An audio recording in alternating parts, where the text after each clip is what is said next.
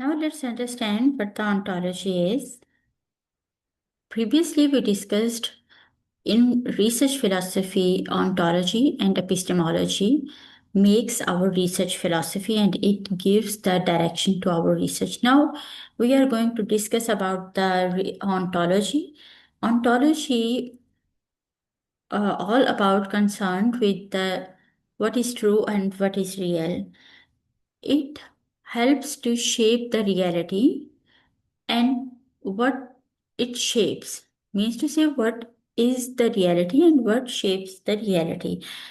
Also, if you want to solve a problem, the ontology will gives you the right track or gives you the track what is the problem and what the answer would be.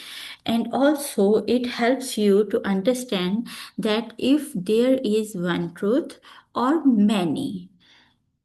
Also, ontology creates the link between the components, between the variables to make your task easy.